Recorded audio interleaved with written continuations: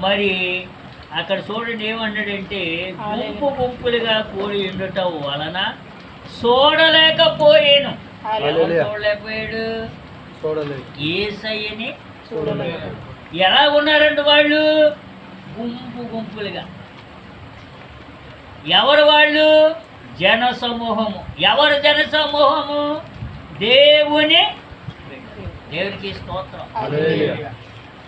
దేవుని బిడ్డలుగా గుంపు గుంపులుగా చూడండి. ఆయన యెరికో ప్రాంతంలో ఏం చేస్తున్నాడంట? సువార్త ప్రకటిస్తూ. ఎవరో?